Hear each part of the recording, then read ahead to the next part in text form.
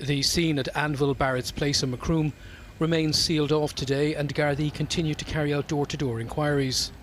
Friend and neighbour of Mr Foley's, Tim Horgan, said he will never forget the events of yesterday. I hadn't seen him for a couple of days, because normally he'd be around the place.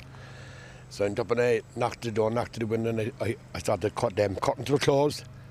And then I came back, I was walking back down, and I met the keeper coming up. I said I was knocking there for a few minutes. I said, he might be aware, I don't think he's there or anything. So she said, I'll try again. So she knocked at the window and knocked the door. And I said, I think the door's locked, I said to her, you know. So she put her hand on the door and you know, she said he must be inside. So I see. So she was calling him and she walked in, she ran back out again. She said, oh my God, she said something's after happening. Something terrible's after happening, you know. Or he's on the floor and he fallen or something, so. You didn't go in, but what did she tell you she saw? She said that he was on the ground and there was blankets around him, there was a bit of blood there, you know. Following a preliminary examination at the house, Mr Foley's body was removed to the mortuary at Cork University Hospital last evening. Today, people in Macroom said the death of Michael Foley is quite scary. Well, I was shocked, naturally, you know, that somebody could get killed in that way, that he wouldn't have a natural death.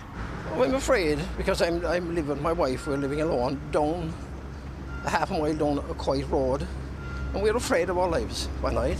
Mr Foley, who'd been living in Macroom for over a year, was aged 61. Too young. He's very young man, you know. So it's just very sad. 61 years of age. Me should have his rest of life below here, sort of run the town. He should be able to live. He shouldn't be that to have to anyone. In 2018, Michael Foley's younger brother Tim was stabbed to death by his ex-wife, who was then sentenced to life in prison after being convicted of his murder. Today, Gardaí are continuing to appeal to anyone with information on the death of Michael Foley to come forward. There's a deep sense of shock and sadness here as people try to come to terms with the death of Michael Foley. Locals who are now leaning on one another for support are horrified that Mr Foley and his brother Tim have met such tragic ends. Paul Byrne, Virgin Media News, Macroom, County Cork.